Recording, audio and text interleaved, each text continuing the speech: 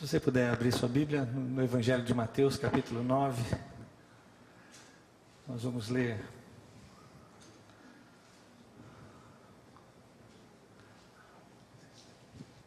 a partir do versículo, na realidade a partir do versículo 9 até o versículo 17. Mateus capítulo 9, de 9 a 17. Diz assim aqui na minha tradução: partindo Jesus dali, viu um homem chamado Mateus sentado na coletoria e disse-lhe: segue-me. Ele se levantou e o seguiu. E sucedeu que, estando ele em casa à mesa, muitos publicanos e pecadores vieram a tomar lugares com Jesus e seus discípulos. Ora, vendo isto, os fariseus perguntavam aos discípulos: por que come o vosso mestre com os publicanos e pecadores? Mas Jesus, ouvindo, disse: os sãos não precisam de médico, e sim os doentes. Ide, porém, e aprendei o que significa misericórdia quero, e não holocausto. Pois não vim chamar os justos, e sim pecadores ao arrependimento. Vieram depois os discípulos de João Batista e lhe perguntaram: por que jejuamos nós e os fariseus, e teus discípulos não jejuam? Respondeu-lhe Jesus: porém, podem acaso estar tristes os convidados para o casamento, enquanto o noivo está com eles?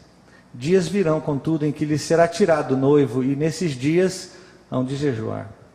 Ninguém põe remendo de pano novo em veste velha, porque o remendo tira parte da veste e fica maior a rotura.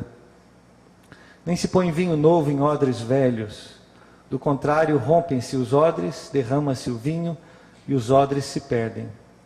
Mas põe-se vinho novo em odres velhos, ambos se conservam.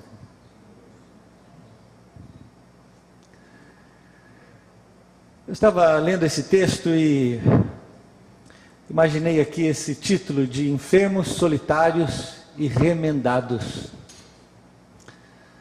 Quando eu morava em Apiaí, lá no interior de São Paulo, na escola tinha festa junina, e aí você dançava quadrilha, os que dançavam quadrilha, e você colocava roupa cheia de remendo.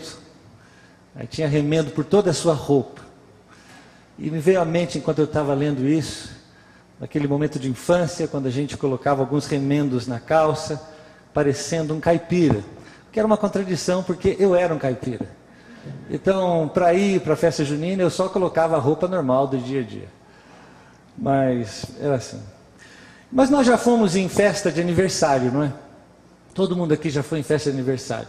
Mas é interessante saber se nós já fomos a alguma festa de aniversário de novo nascimento. Alguém que nasceu de novo, que deu a vida a Jesus, e aí nasceu de novo. Talvez você tenha um dia assim. Algumas pessoas têm uma data, dizem: eu sei que teve um dia na minha vida que eu tomei uma decisão e eu nasci de novo. Eu sei disso. Algumas pessoas não têm isso aí, acham que é um processo que vai vivendo. É mais ou menos o meu caso. Eu cresci dentro de uma família cristã, eu fui conhecendo o Senhor gradativamente, mas eu me lembro que no dia 2 de março de 1976 eu me batizei. Isso eu me lembro. Então eu fico pensando se 2 de março seria para mim um aniversário do novo nascimento. É isso que acontece aqui nesse texto. Porque o texto diz lá no versículo 9 que Jesus viu um homem sentado na coletoria, onde se coletavam os impostos. Era um publicano. Publicano era essa pessoa que era muito odiada pelos judeus.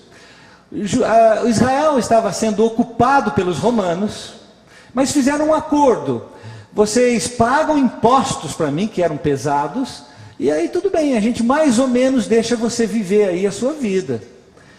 E o Império Romano escolheu alguns judeus para cobrar dos seus próprios irmãos judeus o imposto para o inimigo, que eram os romanos. Então, imagine a situação que as pessoas não gostavam. É como se nós estivéssemos no Brasil e alguém dominou o Brasil e um brasileiro cobra de nós para dar dinheiro para o inimigo. Esse era Mateus, ou também Levi, o mesmo nome. Mateus e Levi, a mesma pessoa. Jesus viu Mateus trabalhando com os... Estou com um probleminha aqui com o microfone, mas já vamos acertar já. Vou fazer uma coisa diferente. Vou fazer de cima para baixo. Não é o certo, mas pelo menos vai funcionar. Eu espero. Óculos, microfone.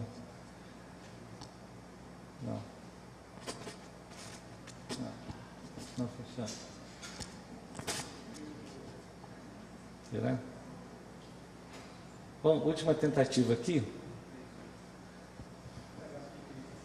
Obrigado. Pronto. Acho que uma fita pode resolver. Enquanto isso, vamos tentando aqui. Perdão por isso. Jesus viu Mateus cobrando impostos. Normalmente eles ficavam num lugar central da cidade ou na entrada da cidade, quando eles podiam cobrar impostos de todo mundo. E lá estava Mateus cobrando impostos.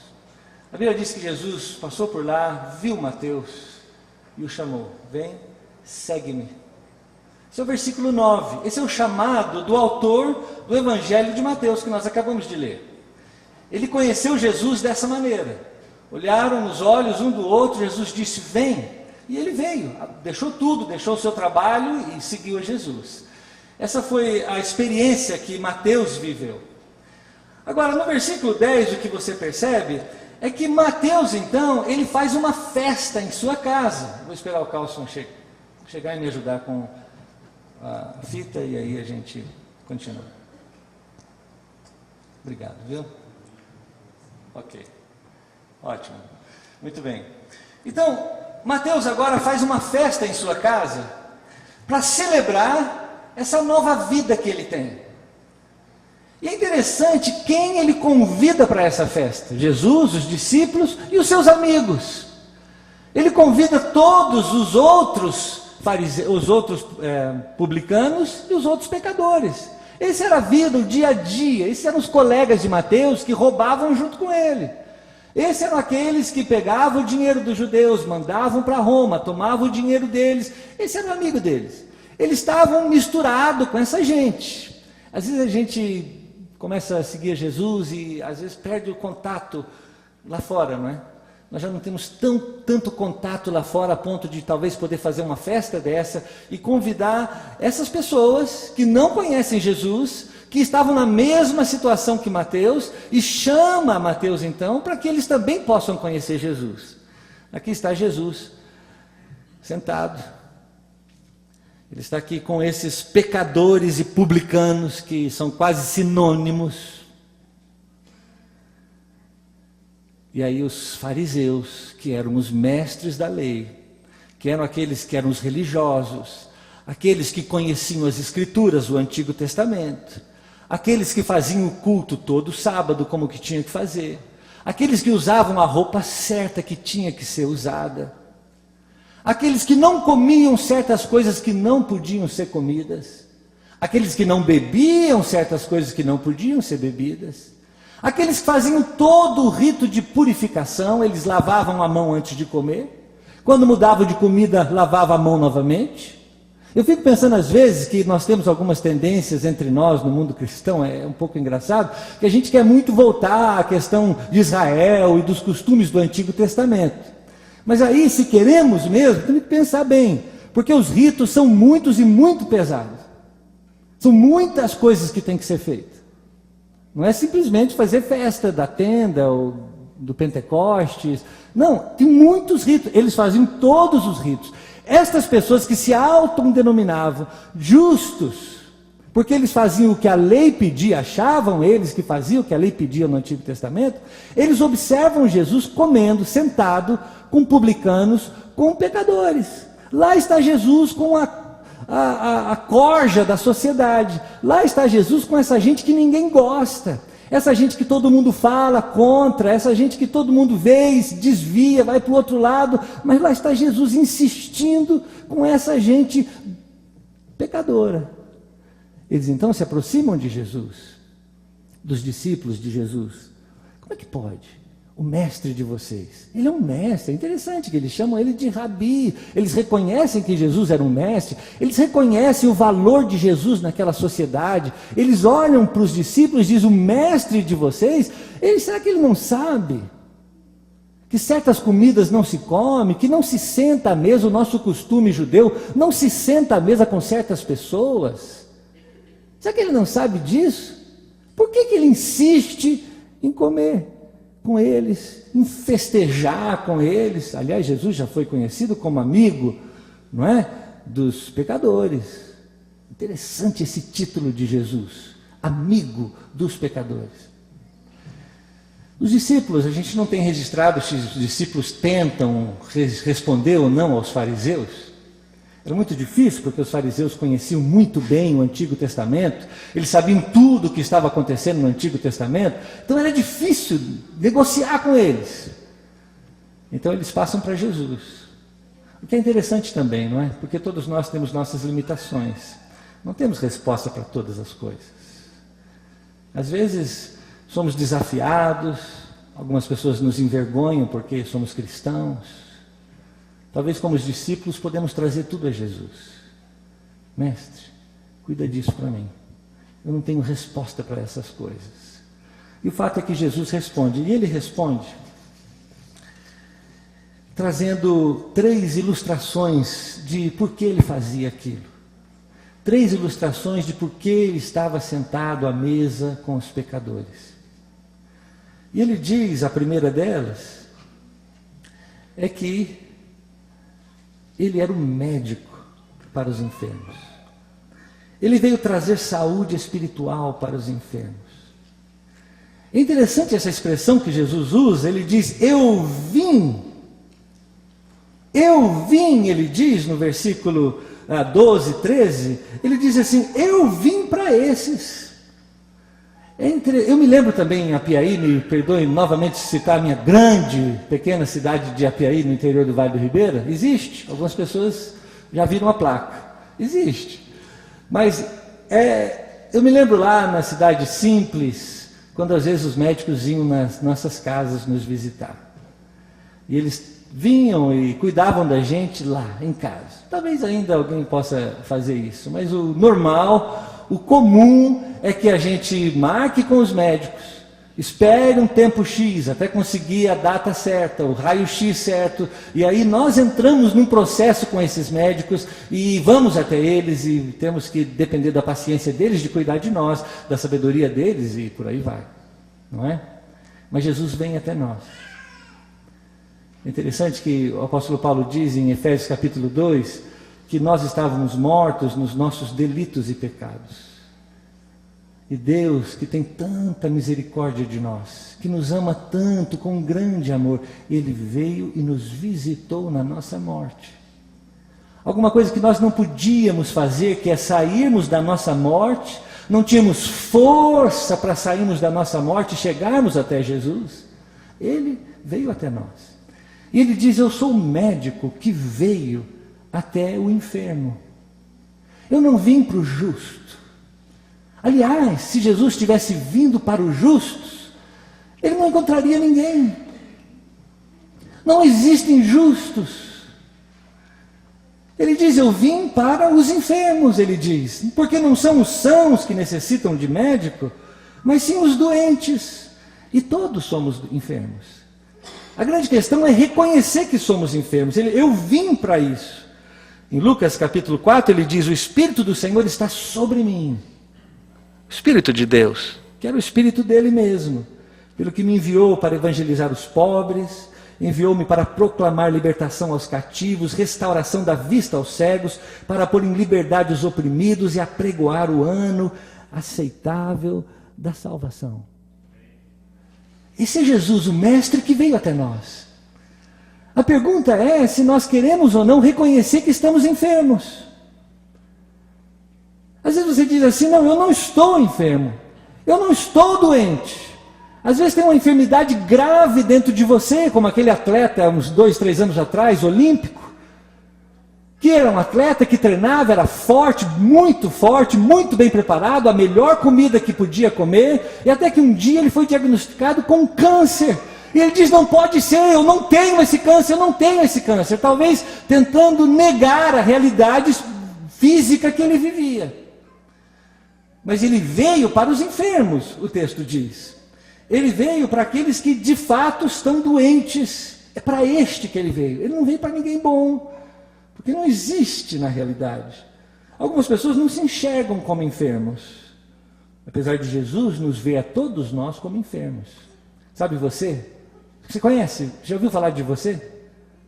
Segundo Jesus, enfermo, doente.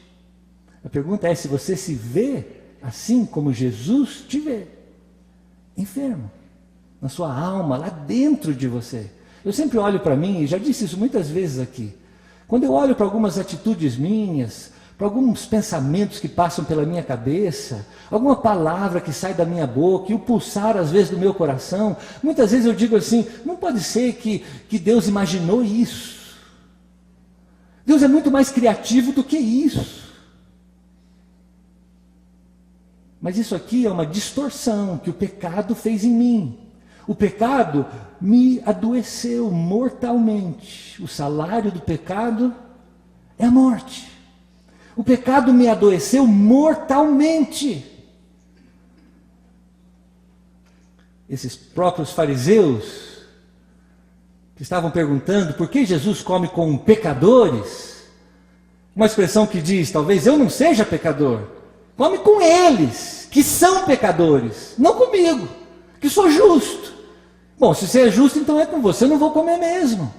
Se você é justo, com você eu não vou cear. Se você é justo, então você não precisa de mim.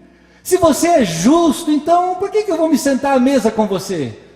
Por que eu vou passar as noites com você? Por que eu vou caminhar com você? Por que eu vou te ajudar amanhã na sua luta? E por que eu vou te ajudar eternamente na sua morte espiritual? Por que eu vou ajudar você naquela enfermidade de amargura dentro de você? Pessoa amarga, invejosa, gananciosa, essas coisas todas que nós humanos todos temos.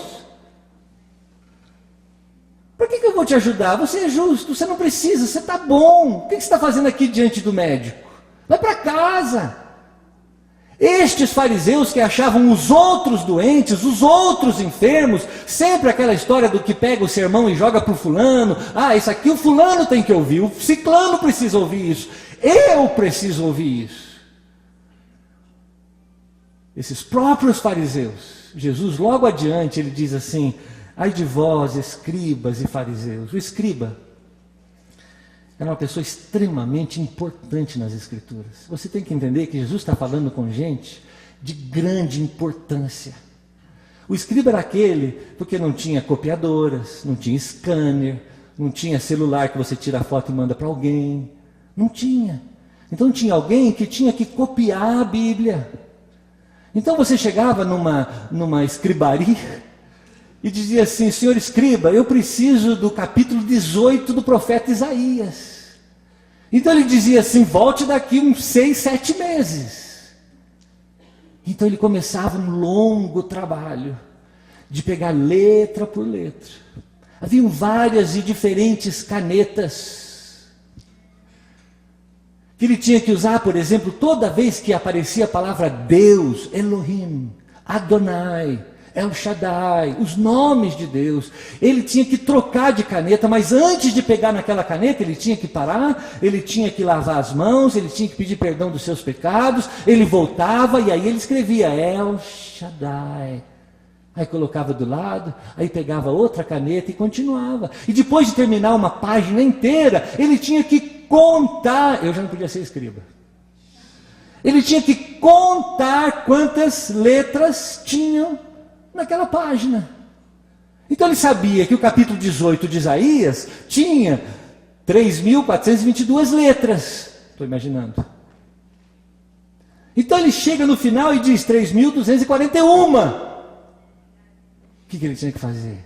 Rasgar, queimar, começar de novo. Alguém importante como os escribas conheciam a palavra de Deus letra por letra.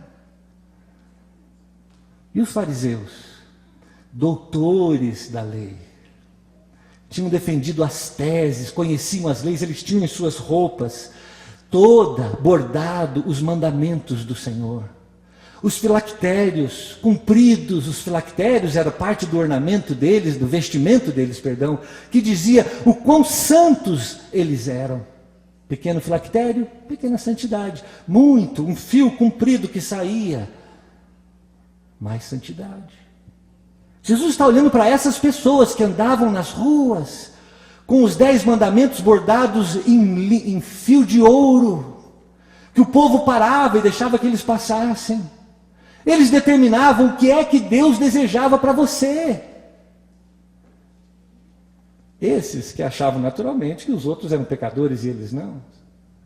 E Jesus diz, um pouquinho adiante, Jesus diz assim, no livro mesmo de Mateus, capítulo 23, ai de vós, que palavra pesada, que palavra dura, ai de vós, capítulo 23, a partir do versículo 23.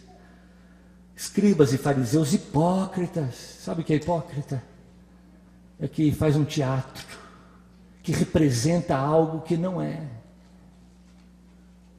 Porque dais o dízimo da hortelã, do endro, do cominho, e tendes negligenciado os preceitos mais importantes da lei, a justiça, a misericórdia, a fé. Devias, porém, fazer essas coisas sem omitir aquelas. Mas o mais importante vocês não fazem, vocês são guias cegos, que coais o mosquito, mas engole o camelo. Ai de vós, escribas e fariseus hipócritas, porque limpais o exterior do copo e do prato, para todo mundo ver que o copo e o prato é limpo, mas estes por dentro estão cheios de rapina. Fariseus cegos, limpa primeiro o interior do copo, para também o seu exterior fique limpo. Ai de vós, escribas e fariseus hipócritas, porque sois semelhantes aos sepulcros caiados. Você já foi num cemitério que tem aqueles sepulcros, que tem uma tinta, uma pintura, uma estátua bonita em cima da sepultura, que fica teoricamente bonito, mas dentro são ossos podres que estão ali, decompondo, que por fora se mostram belos, mas interiormente estão cheios de ossos de mortos e de sua imundície. Assim também vós exteriormente pareceis justos aos homens. Pareceis justos aos homens. Será que não é assim comigo e com você? Que alguém olha para mim e diz, esse é o pastor Jaime. Eu fui num lugar recentemente, numa outra igreja, fazer uma visita e me chamaram como reverendo Jaime. Parece justo, não parece? Este é o fulano, ele é um presbítero, ele é um diácono. Esta é a fulana, está na igreja há tantos anos. Parece justo aos homens. Como é a nossa iniquidade dentro de nós? Jesus está olhando com um grande amor, a palavra de Deus diz que ele os amou. Jesus não odiava os escribas e fariseus. Tanto não, que ele falou a verdade para eles. Ele não está dizendo como nós entramos numa como é que é? Chutar o barraco, agora eu não sei como é que fala, mas chutar o pau da barraca, rodar a baiana, essas coisas aí. Bater boca, é isso que eu queria lembrar. Vou bater boca com você e eu não sei nem o que eu estou falando. Ah, você que tem esse bigode aí, Alexandre. Pronto, falei uma coisa que eu pensava. Não, Jesus não está batendo boca com eles, e nem com você, e nem comigo. Não é um sermão daqueles que, esse cara aí com o dedo na minha cara. Não. É Jesus olhando nos seus olhos e dizendo, sabe o que? Você é hipócrita, você tem que fazer alguma coisa a respeito disso. Porque se você continuar parecendo que você é justo, eu não vim para você. Você vai viver uma vida de um comportamento justo. As pessoas vão te louvar. Mas eu sei lá dentro do sepulcro, eu sei os seus ossos. Eu sei o que está lá dentro. É isso que Jesus está dizendo. O apóstolo Paulo, em Romanos 3, cita o Salmo 53 e diz que Deus do céu olhou com seus olhos santos, procurando que pudesse encontrar um justo sequer. Sabe, um justo sequer? Ele não encontrou. Aliás, o texto continua e diz que os olhos de Deus foram atraídos por um justo depois, que é o próprio Senhor Jesus. Que o rei cobiçou a beleza dele, diz o Salmo. Meus irmãos, ele veio para os enfermos. É interessante que Jesus faz uma citação de Oséias, no capítulo 6, versículo 6, misericórdia quero e não holocaustos, misericórdia quero e não sacrifícios. O que ele está dizendo? Ele está dizendo, vocês que ficam fazendo holocaustos, vocês que ficam fazendo sacrifícios, quem pode dar para mim aqui, eu estou abrindo, quem pode dar para mim uma tradução do que seriam holocaustos e sacrifícios hoje, aqui para nós? Hã?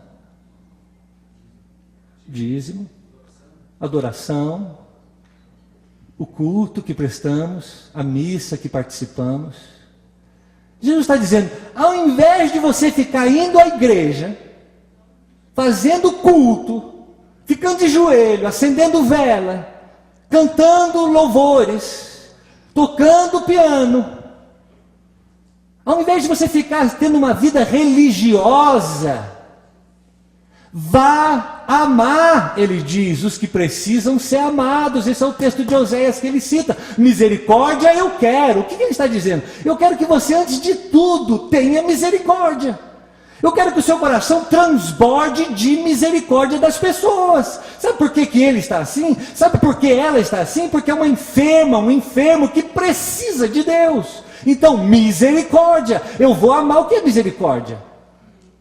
É você dar aquilo bom que a pessoa não merece. Fulano pisou no meu pé, eu vou lá dar um beijo nele? Ele não merece um beijo. Misericórdia é se eu o perdoo.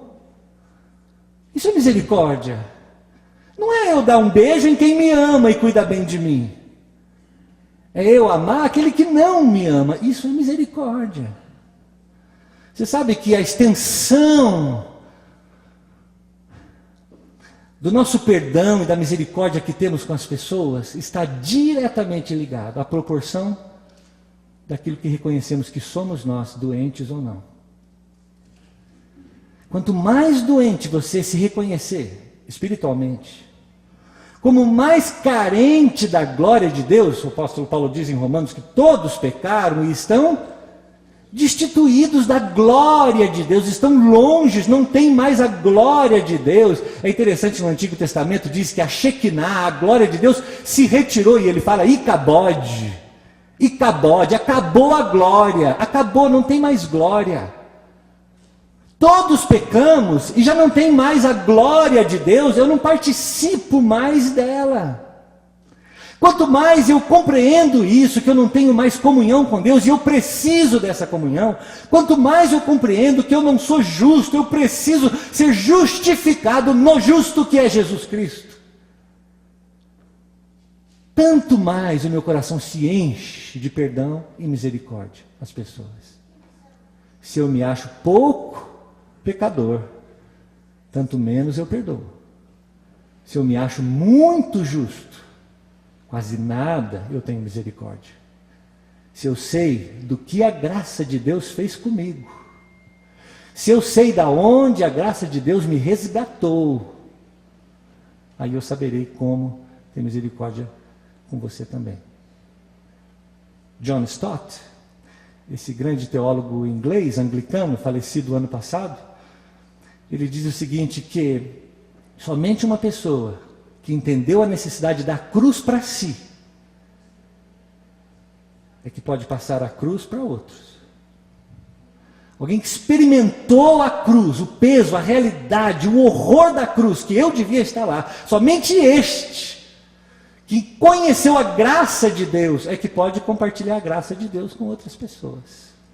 Agora, se ficamos na superfície, se ficamos na periferia, religiosos, observando tudo com um bom comportamento ou com uma crítica talvez, nunca saberemos o que é a cruz. Logo, nunca teremos misericórdia. Misericórdia eu quero. Eu não quero as coisas certinhas, necessariamente. Se puder, melhor. Mas sabe o que eu quero mesmo? É que você ame, que você perdoe. Sabe aquele que não é amado, que não é amável, aliás? Meu amigo C.S. Lewis, ele dizia o seguinte: Deus não nos ama porque sejamos amáveis. Ele nos ama porque Ele é amor. Não é que Ele me ama porque Ele gostou do meu cabelo. ou da minha atitude. Ele me ama porque Ele é amor. Ele não consegue se deter dentro dele. Ele se deixa vazar e Ele se dá. Quem ama dá. E Ele deu o seu Filho para que todo aquele que nele crê não pereça, mas tenha a vida eterna. É isto. Amém? Jesus não encontraria justos. Eu vim para os justos. Ele ia procurar pela eternidade. Ele não ia encontrar. Ele é o médico. Não foi, agora foi. Para os enfermos. Alguns oferecem cura paliativa, é verdade. Não tem isso? O profeta Jeremias diz, Jeremias capítulo 6, versículos 13 e 14. Porque desde o menor deles até o maior, sabe o quê? Profetas, famosos e não famosos. Profetas da televisão e daqueles que você não sabe nem quem são. Pastores, religiosos, do menor até o maior. Cada um tem ganância. E tanto o profeta como o sacerdote, o profeta é o que fala, o sacerdote é o que ministra. Eles usam de falsidade, curam superficialmente a ferida do meu povo, dizendo paz, está em paz, está tudo bem. Mas no fundo não há paz. Eles batem na sua costa e dizem, vai querido, vai. Mas não está paz, porque não resolveu o problema. Nós temos tanta gente oferecendo cura paliativa. E todos nós vamos, caímos, tão desesperados que estamos, abraçamos o primeiro que aparece. E caímos e tomamos remédios. Primeiro que dá, não sabemos nem o efeito colateral que terá depois, se realmente vai curar, mas nos agarramos àquilo. O ladrão vem roubar, matar e destruir, Jesus disse. Quantos de nós se envolvem numa relação amorosa com o ladrão? Você já pensou nisso? Não tinha um filme chamado Dormindo com o Inimigo? Quantos de nós dorme com o ladrão? Ama o ladrão? Aquele que está roubando de você, que está minando a sua vida, está destruindo você. E ali, logo ali, ele vai matar você. Mas você está ok, porque ele está dizendo umas coisas que você gosta, ele não te ofende. Ele não te machuca quando ele fala algumas coisas verdadeiras, que dói às vezes ouvir. Ele só bate nas suas costas.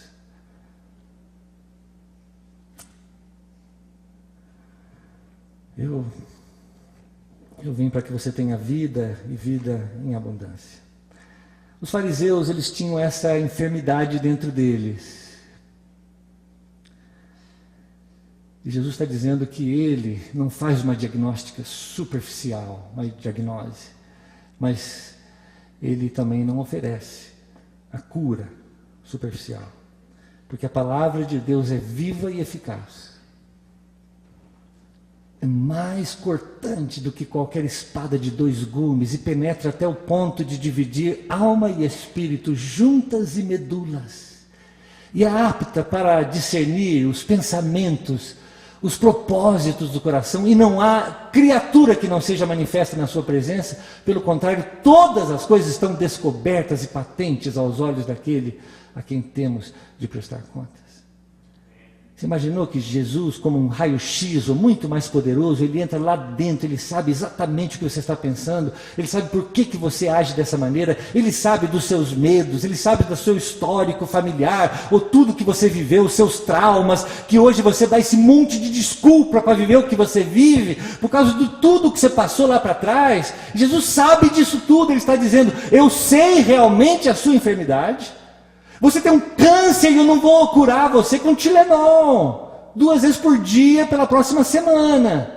Você tem um câncer e eu vou entrar com um bisturi da minha palavra, do meu espírito, lá dentro de você. Eu vou arrancar, tirar toda essa enfermidade de você para que você tenha vida de verdade.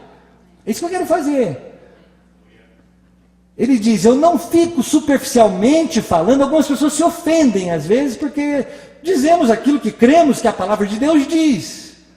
Mas eu não quero, honestamente, por mais que eu te ame, aliás, porque eu te amo, eu tenho que falar a verdade daquilo que eu creio. E não uma coisa que você goste de ouvir.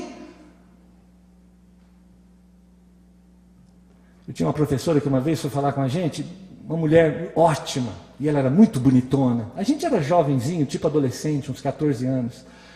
E ela tinha uma meleca enorme no nariz.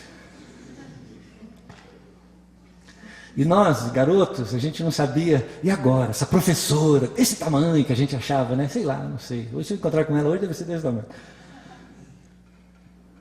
E a gente discutia, falamos ou não falamos que tem uma meleca enorme no nariz dela? Que está todo mundo vendo. Aí coisa de criança, né? Mas não era legal chegar e falar, tem uma meleca no seu nariz. E está todo mundo falando de você. Ou a gente bate nas costas e diz assim, está tudo bem. Está tudo bem. E quando ela chega em casa e olha no espelho, não é assim? É assim que você quer viver a sua vida espiritual? Que está todo mundo olhando para você, sabendo que você está errado, que você é um pecador, que você é enfermo, que Jesus é a cura, e que Ele quer te curar. Mas a gente faz coisa, não, está tudo bem, continua assim mesmo. Ele veio para os enfermos. A outra ilustração que Jesus dá é que ele é o noivo num casamento. Ele veio trazer alegria espiritual. Se os fariseus não tinham, de verdade, uma saúde espiritual, eles também não tinham alegria espiritual. A vida deles era cheia de tristeza. Ele fazia o que tinha que fazer, mas era triste, era vazio e não tinha um significado naquilo. Sabe aquele texto que diz, fora o pastor Alexandre, quem lembrar, porque ele sempre fala, só por isso. Mas alegrei-me quando me disseram, vamos à casa do Senhor. Bom, é um texto na Bíblia. Alegrei-me quando me disseram, vamos à casa do Senhor. Imagina isso. Que cada um de nós, agora que o culto começou às 6 da tarde, quando dá domingo, sei lá que hora, você começa a ficar numa ansiedade. Opa, eu vou para a casa do Senhor, vou encontrar o povo de Deus, vou louvar o Deus que eu amo, eu vou ouvir a palavra de Deus, e eu vou sair de lá rejuvenescido na minha alma, refortalecido não existe. Mas essas coisas. Se houvesse em nós um ânimo, um desejo de verdade, uma alegria, os fariseus faziam o que tinham que fazer. Eram obedientes. Sabe quando você manda seu filho, sua filha fazer uma coisa e não quer fazer? Tira isso do chão. Tá bom, eu tiro. Tirou, foi obediente, mas não entendeu.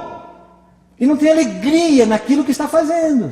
Deus é um Deus chato, que Ele proíbe um monte de coisa, um monte de regras. Não pode isso, não pode aquilo, não pode aquilo. Será que se fosse o contrário, entendesse que Deus ama? E porque Ele ama do céu, Ele já viu tantos Jaimes em sua vida, e Ele sabe o padrão do pecado, da doença, da enfermidade que mata, e Ele diz, não faça isso. Qual pai ou mãe entre nós, tendo o seu bebezinho engateando em direção a um ferro de passar roupa quente, vermelho, ia deixar? Não posso, porque eu não posso ofender o coitadinho. Vou falar não para ele, ele vai ficar traumatizado. Se eu falar não para ele, então eu não falo não, deixa o coitadinho fazer.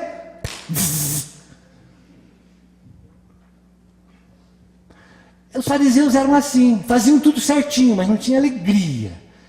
Ele veio trazer alegria, ele diz assim, eu sou noivo. Sabe por que os meus discípulos não estão jejuando? Porque o noivo está aqui. Se o noivo está aqui, não precisa jejuar, é alegria.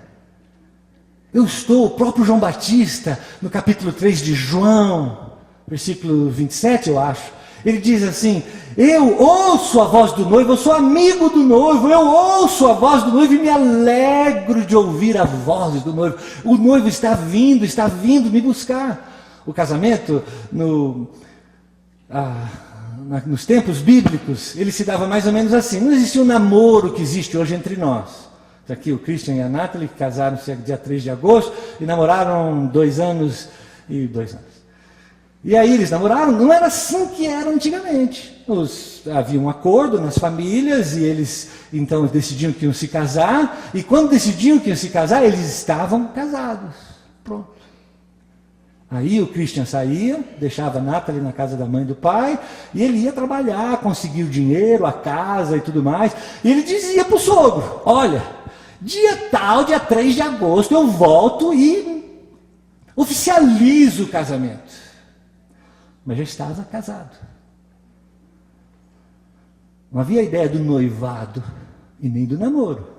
Oficializava-se o casamento, a promessa ia, conquistava o que tinha que conquistar, ou esperava talvez uma certa idade, e aí voltava. E quando voltava, ele mandava alguns amigos que iam adiante dele.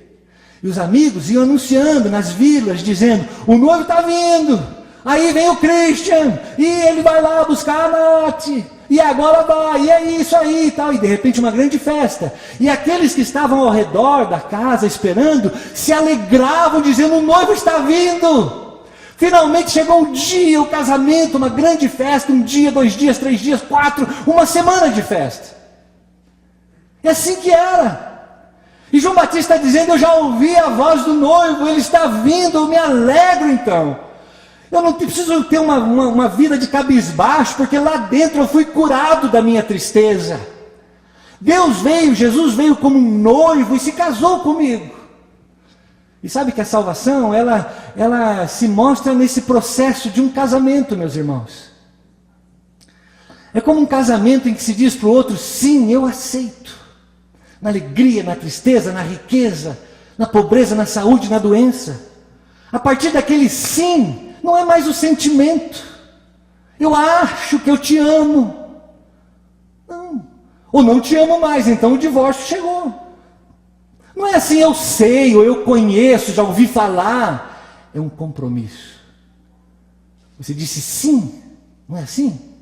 Quantas vezes, às vezes, você não está apaixonado pela sua esposa, ou apaixonada pelo seu marido, alguns dias. O coração humano, a carne, nem aguenta tanta adrenalina. Essa é a realidade. É um compromisso que sustenta a sua vida de casamento.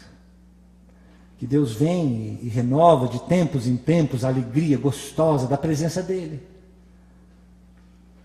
O apóstolo Paulo diz, assim, meus irmãos, também vós morrestes relativamente à lei. Vocês já morreram aquela questão de obedecer a lei do Antigo Testamento e outros preceitos que existiam lá. Aquele que vocês agora pertencem a outro. Olha essa palavra. Em 1 Coríntios capítulo 7, quando o apóstolo Paulo fala a respeito de casamento, ele diz assim, marido, o seu corpo não pertence mais a você. Eu sinto muito se agora você quer outra, porque o seu corpo não é seu mais, ele pertence à sua mulher, é dela. Igualmente vós mulheres, o seu corpo não pertence mais a você, 1 Coríntios capítulo 7. Ele agora pertence ao seu marido. Essa mesma expressão de casamento, ele usa em Romanos capítulo 7, versículo 4. Você morreu para aquele relacionamento e agora você pertence a um outro. Quem é esse outro, senão aquele que ressuscitou dentre os mortos, a fim de que frutifiquemos para Deus. Quem é esse? Senão Jesus Cristo. É isso que a noiva, lá de Salomão, em Cântico dos Cânticos, capítulo 6, versículo 3, diz, eu sou, a ideia é, eu pertenço ao meu amado, o meu amado é meu, ele pertence a mim. Ele diz, eu sou, então eu amo, nós estamos juntos, temos uma relação de amor entre nós. E quantas vezes, meus irmãos, nós adulteramos espiritualmente com diz respeito ao Senhor? Aliás, me permito dizer uma coisa aqui.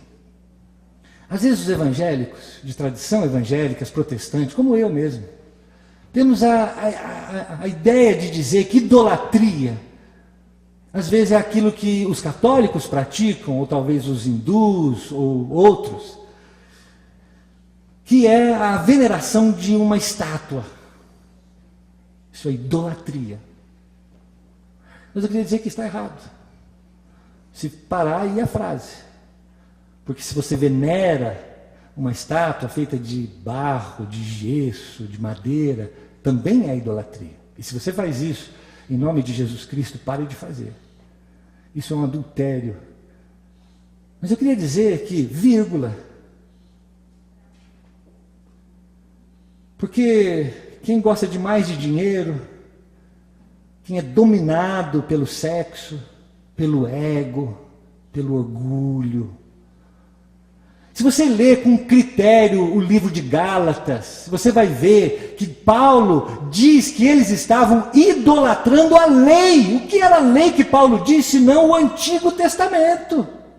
Ele diz, vocês estão idolatrando porque vocês estão trocando a lei por Jesus Cristo. Idolatria é substituir Jesus Cristo por qualquer outra coisa. Amém? Qualquer outra coisa, não importa o quê. Se você vive, come, bebe, dorme, levanta, trabalha, porque a sua vida é dinheiro, dinheiro, dinheiro, dinheiro, dinheiro, dinheiro, dinheiro, dinheiro. Desculpe me falar, mas você tem um Deus que é mamão, que está aí no seu bolso, ou não está, e aí você corre atrás dele. Isso é idolatria. Aquele que amar mais pai e mãe do que a mim, não é digno de mim. Aquele que amar os filhos mais do que eu, não é digno de mim. Já pensou em idolatria desta maneira? Você honestamente já pensou em idolatria desta maneira? Porque a palavra diz que idolatria é como feitiçaria. É um adultério, é adulterar, é fazer errado uma coisa que devia ser certa. E se você aplicar a regra exata que Isaías, Deuteronômio usaram, a Bíblia diz que Deus vai vomitar você da sua boca. A Bíblia diz isso. Se você nunca foi ensinado isso, não acho que eu estou falando uma coisa nova. Mas Deus vai vomitar os idólatras da boca.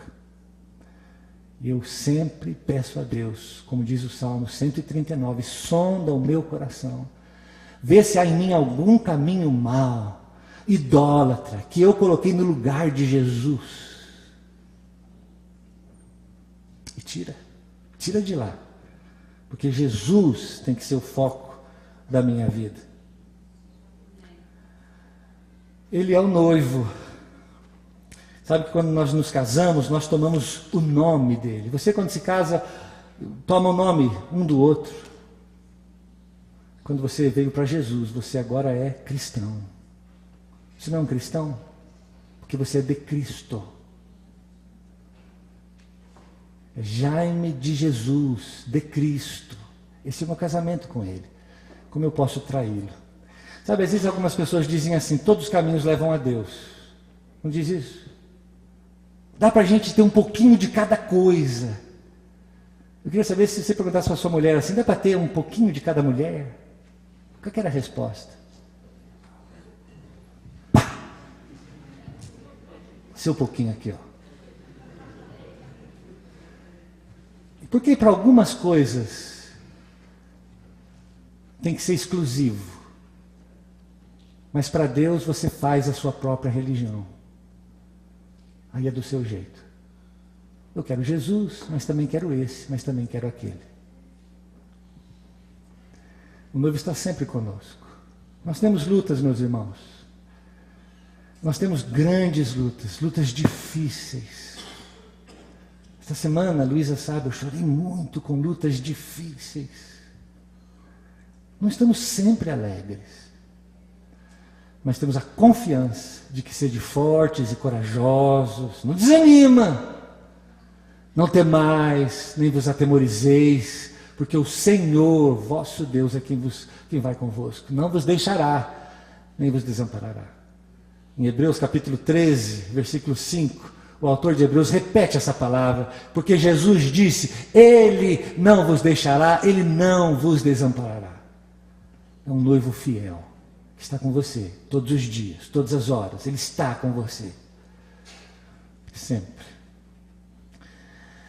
Finalmente, a última expressão que ele diz, para responder aos fariseus, porque Jesus sentava-se com os publicanos e pecadores, Jesus diz assim nos versículos 16 e 17, ele diz, ninguém põe remendo de pano novo em vestes velhas.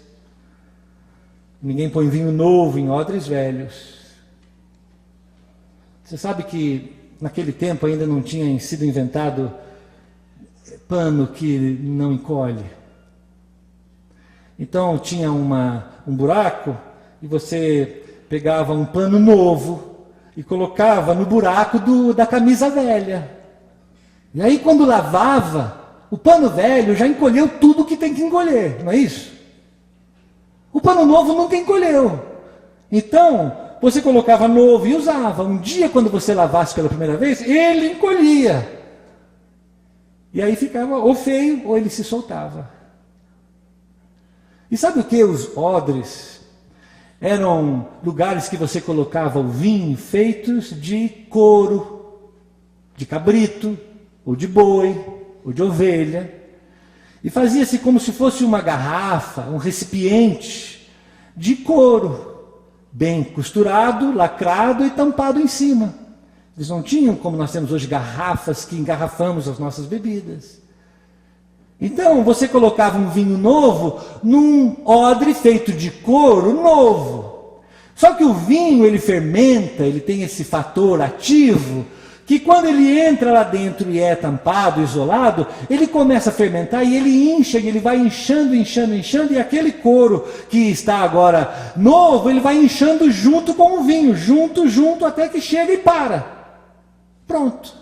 Aí você usa aquele vinho e fica o odre vazio.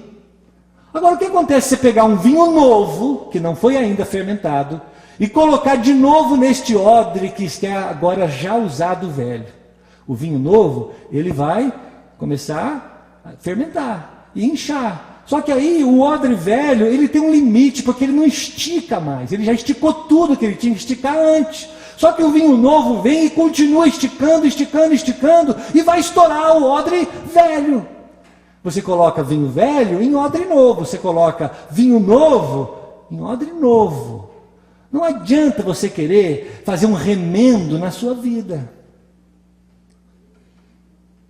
Não adianta você dizer assim, olha, eu vou usar um pouco daquilo antigo que eu tinha nessa coisa nova que apareceu para mim, que é Jesus.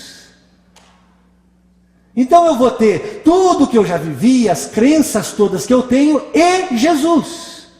E o que vai acontecer é que Jesus vai entrar sendo novo naquele odre velho e ele vai inchar. E um e outro não vai combinar. Nem olhos viram, nem ouvidos ouviram, nem jamais penetrou o coração humano o que Deus tem preparado para aqueles que o amam. Mas Deus revelou estas coisas que ninguém viu. Ele já revelou pelo Espírito. E todas essas coisas, até mesmo a profundidade de Deus. O que ele está dizendo é que Deus tem uma coisa nova para nos mostrar. Você já viu?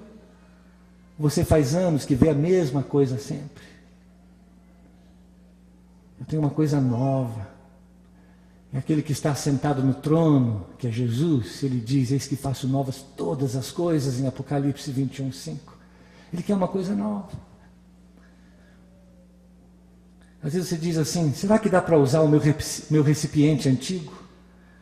Eu tenho aqui um copo velho que eu já usei muitas vezes. Jesus diz, não, é um vinho novo, é uma coisa nova. Eu preciso fazer você de novo. De novo. É totalmente novo. Você vai ficar remendado como um Frankenstein. Cheio de remendo. Você tem hora que você é católico, tem hora que você é batista, tem hora que você é espírita, tem hora que você é ateu, porque tudo funciona um pouquinho. Sabe o que? O ateísmo tem um negócio legal, o espiritismo tem uma coisa legal, o batista tem um negócio, o adventista, e por aí vai. Cada um tem uma coisa legal. E você vai pegando um remendo de cada um, e sabe, você vai ser uma pessoa remendada, e Jesus disse, você não vai em lugar nenhum assim. É mais ou menos como colocar um pé num barquinho, um pé no outro barquinho, e ir num rio, os dois barquinhos vão se abrir, e você vai ter que tomar uma posição. Jesus diz, eu quero fazer uma coisa nova para você. Será que você, que já tem 40 anos, 20 anos, 30 anos, será que você já não percebeu honestamente que não é assim? Que não é desse jeito aí que você tem feito a vida toda?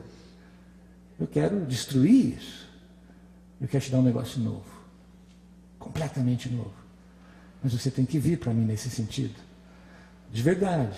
Eu quero tirar toda a sua roupa velha do pecado e te dar uma roupa nova. É o que eu quero fazer com você. Aquela de Apocalipse, uma roupa lavada nas vestes do Cordeiro. É assim que eu quero que você viva. Eu não quero misturar as coisas, eu quero uma coisa nova. Eu vou te dar o seu coração de pedra, eu vou te dar um coração novo. Eu quero tratar do cerne do problema. É isso que eu quero. Alguns não desejam vida nova, mas sim consertar a vida velha. Veja em 2 Coríntios capítulo 5, 14. Daqui por diante, o apóstolo Paulo diz, pensa esse verso comigo, daqui por diante, a ninguém conhecemos segundo a carne. Eu não queria olhar para você, você é o bom e velho Christian de sempre. Daqui por diante não é o Christian, filho do Celso, da Cláudia, casado com a Nathalie. Daqui por diante é uma coisa nova, ele diz. Porque se alguém está em Cristo, é nova criatura. E sabe que às vezes nós não compreendemos isso? Nós achamos que aceitar Jesus como Senhor e Salvador da nossa vida é mudar um pouco algum comportamento. É agora ir à igreja domingo, é dar o dízimo, é ficar de pé quando o pessoal do louvor diz, é cantar umas músicas. Alguns não gostam, chegam atrasados para depois da música. Porque acha que aceitar Jesus é mudar alguma coisa num comportamento. Mas não é isso. É uma coisa nova que tem que acontecer com você. Senão vai ser difícil para você, vai ser pesado para você ter que ficar remendado dessa maneira. Olha aqui, Colossenses capítulo 3 diz que se revestiram do novo. Foi revestido do novo, não é do antigo mais. Não pode, não dá certo. É isso que Jesus está dizendo. Ele não veio remendar. Não veio melhorar a lei do Antigo Testamento.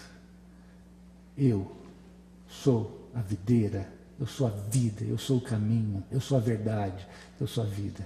Eu sou o pão, eu sou a água, sou eu. Finalmente, eu queria dizer que Jesus veio para nos curar das enfermidades do pecado. É para isso que ele veio. É para isso que ele viveu. É para isso que ele morreu. Tem um câncer dentro de você e de mim. Ele veio para destruir a tristeza do pecado constante. Que às vezes dá aquela alegria momentânea. Sabe, de um beijo errado que dá alegria momentânea, mas depois é amargo na boca. Ele veio para curar você disso. Ele veio para rejeitar a ilusão dos remendos do pecado. Ele não quer você remendado, um Frankenstein andando por aí, que tem um pouco de cada coisa. Você se vê como um pecador? Ou você é justo, santo e bom? Porque se você se vê como um pecador, você aceitará um médico. Eu estou doente, eu preciso do médico. O Carlos um dia me levou no hospital aqui, Rockville. Eu estava com uma pedra do rim desse tamanho assim. A dor era insuportável. O Carlos lembra que eu entrei lá e gritei: eu preciso de um médico agora, porque está doendo muito. Eu me ajoelhei e comecei a passar mal. Mas o desespero me fez aquilo. Você sente falta de alegria e amor verdadeiros. Não aquela coisa ilusória que vem e vai. Mas uma coisa lá dentro que te dá segurança, mesmo nos momentos difíceis. Você sente falta disso. Se você realmente sente falta disso, então você precisa se acertar com o noivo. Você precisa dizer para ele: Senhor Jesus, eu quero ser teu, eu quero que o Senhor seja meu. Você quer apenas um remendo em sua vida? Caso negativo, você aceitará o novo que Cristo quer te oferecer. 15 dias atrás eu fui ao médico. E aí eu cheguei lá e tinha feito exames. E o exame mostrou um monte de coisa. Uma delas é que meu colesterol estava desse tamanho. Alto. E o médico falou: o assassino silencioso. Não tem dor de cabeça, nada. Não é isso, doutor Jaime? É. Aí falou assim: mas só que é o seguinte, ele disse. Eu tomo um remédio para o colesterol já faz uns 8, 9 anos. Todo dia, todo dia. E aí ele virou para mim e disse assim: nós precisamos mudar a dose, porque não está adiantando mais. Olha como está alto, está muito alto. Eu não sei, tinha que estar 4, estava 6, sei lá. Às vezes eu já estou morto e não sei. Mas isso está muito alto, então aquela dose que eu te passei alguns anos atrás, nós precisamos rever a dose. E precisamos agora de uma nova dose. Precisamos fazer alguma coisa, testar um outro remédio, alguma coisa, ele disse, porque essa dose não está boa. Então eu fiquei todo vermelho, com vergonha. Eu disse assim, doutor, na realidade, eu por conta própria mudei a dose. Ele...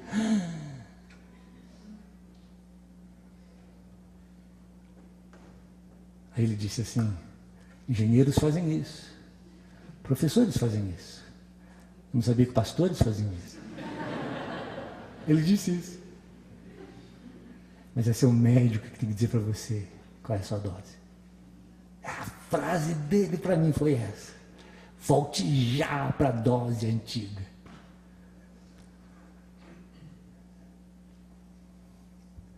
Está cansado de dar medicamento para você mesmo. Tem que parar. Seu coração vai estourar.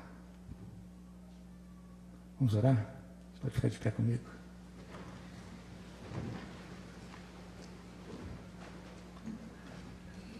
Quero dar um momento para você refletir. Se você é este doente, este solitário, esse divorciado, esse adúltero espiritualmente, que não tem noivo, ou se você está um verdadeiro Frankenstein todo remendado, de um monte de religiosidade, de automedicação espiritual, está na hora de parar. Está na hora de dizer, Senhor Jesus, me diga isso. Eu sou um enfermo espiritual. Tem uma coisa dentro de mim que não dá certo. Eu tento, lá vem aquele pecado de novo, lá vem aquela angústia, lá vem aquela mágoa que não sai, aquela insegurança, aquele medo, aquele pânico. Eu não me sinto de verdade bom, doutor. Estou numa depressão espiritual lá dentro de mim. Você precisa dizer isso para ele. Eu preciso me curar. Eu preciso de alegria, aquela alegria que Jesus disse assim, que a minha alegria eu vou te dar e ninguém vai roubar de você. Ele disse isso. Não sou eu que estou dizendo, é promessa dele, você tem que se acertar com ele agora. O meu papel como um profeta de Deus nessa igreja é dizer para você que ele disse que ele ia dar a alegria dele para você e que ninguém ia roubar de você. Agora você precisa negociar com ele. Jesus, eu quero essa alegria, briga com ele, diz eu quero, eu preciso dessa alegria de verdade. Jesus, eu estou remendado todo, quando eu ando estica uma perna, estica a outra, parece alguém que fez plástica, aquelas plásticas enormes que vive dando risada, de tanta plástica que tem no rosto. Jesus, é plástica para todo lado, remendo aqui, remendo ali, não aguento mais. Quebra tudo, como Isaías disse o profeta, do vaso, do oleiro, quebra esse vaso e faz um vaso novo, do jeito que o senhor quiser. Sabe, Jesus, isso que está aqui hoje, esse Jaime que está aqui hoje, eu mesmo que fiz. Isso aqui é fruto do fulano que pôs a mão em mim, é fruto da fulana que pôs a mão em mim, isso aqui é fruto do meu passado que aconteceu isso, e foi todo mundo me moldando, um batia de cá, um batia de lá, um passou a mão aqui, outro passou a mão lá, um ajustou em cima, e saiu esse monstro aqui que sou eu, esse Frankenstein. Eu queria que hoje, Jesus, o Senhor me esmagasse, jogasse uma água, e aí o Senhor, com a sua mão santa, pura, começasse a fazer um novo vaso, um novo Jaime. Eu queria isso. Eu queria orar com você. Eu queria desafiar, eu preciso desafiar você hoje. Pode ser que você está na igreja há muito tempo. Talvez você entrou na igreja hoje. Talvez faz anos, 40 anos que você está na igreja, mas a alegria não está lá.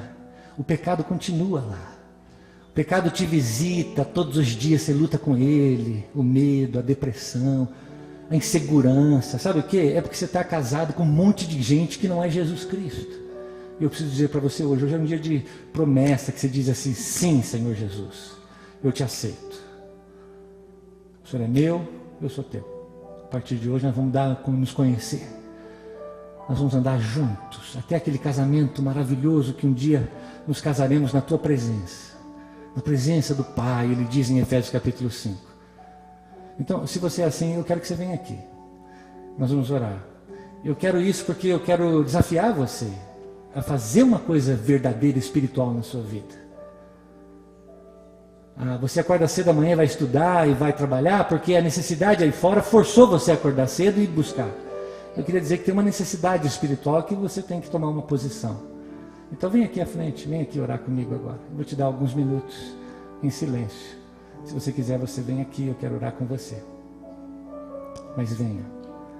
Venha já, não demore. É para você.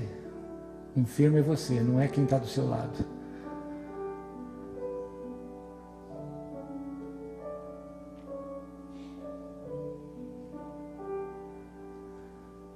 Vem cá, Kate. Vem cá, Cristian.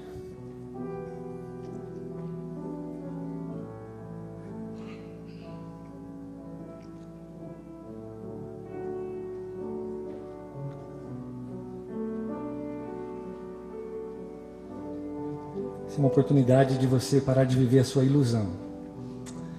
Que oportunidade gostosa de falar: Senhor Jesus, eu não quero mais remendos. Eu quero o Senhor. Não faz bem para você. Para de tomar Tilenol para câncer. Deixa Cristo te dar nova vida hoje. Essa é a promessa dele. Vinde a mim todos que estáis cansados e sobrecarregados. Eu e somente eu vos aliviarei. Ó Deus, nosso Pai querido, em nome de Jesus, nós estamos diante de Ti. Eu sei que o Teu Espírito está aqui entre nós. Eu sei que os Teus olhos estão colocados sobre nós nessa noite. Essa é a Tua palavra, Senhor Deus. Esse é o Jesus que ama os pecadores. Aquele que perdoa os pecados. Aquele que nos dá vida. Que Ele está aqui. Aquele que viveu e morreu para nos salvar e nos dá uma vida com qualidade divina, muito mais além daquilo que talvez experimentemos até hoje. E a este Deus que nós oramos, para que o Espírito desse Deus nos visite agora, começar de mim, e como um bálsamo, venha curar as nossas feridas, Pai. E o povo de Deus diz amém. Vem curar as nossas feridas, Senhor Deus. Nossas enfermidades, Pai. Visita os nossos corações. Tira aquela tristeza que persiste em ficar conosco todos os dias, de manhã, tarde e noite. Tira isso de nós, Pai. O noivo está conosco, queremos nos casar contigo, queremos ser teus, viver uma vida alegre, gostosa de verdade. Não é uma vida para outros verem, mas eu quero desfrutar de uma vida assim. Eu quero que os meus irmãos vivam uma vida assim. Por isso, Pai, se derrama sobre nós. Faz um milagre em nós. Jesus disse: eu vim para esses. Então aqui estamos dizendo: nós somos estes.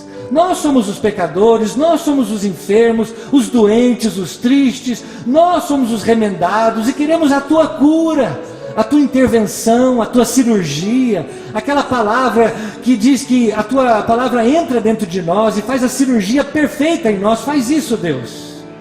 Cura-nos, Pai. Enche-nos do Teu Espírito Santo. Dá-nos vontade de Ti, desejo, fome pelo Senhor. Dá-nos um amor genuíno, verdadeiro por Jesus Cristo, Pai. Que nos leve a vivermos uma vida fiel ao Senhor. Sem dividir o nosso coração com outros deuses, sejam quem eles forem. Que nosso marido será marido, nossa esposa será esposa, nossos filhos serão filhos, o dinheiro será dinheiro apenas, mas Jesus será o nosso Deus, a quem oramos, a quem adoramos, a quem louvamos, a quem servimos. O Senhor tome o lugar central e único que é Teu nas nossas vidas, Senhor Deus, para que todas as demais coisas sejam acrescentadas, que elas se encaixem no devido lugar. Eu te peço, Pai, hoje tira o band-aid espiritual de nós, as amarras, tira de nós as feridas, começa a nos curar, Senhor Deus. Começa a fazer de novo hoje, Pai. O Senhor me permita que passe o tempo e possamos ouvir boas notícias, Senhor Deus, de um povo, de um homem, de uma mulher, de um jovem de uma jovem, de uma família, de um marido, de uma mulher, que hoje tomaram aqui, diante do altar, de um casamento contigo, que hoje tomaram uma posição de querer viver contigo, Pai. E que possamos ouvir uma notícia lá na frente, de que isso se tornou verdadeiro.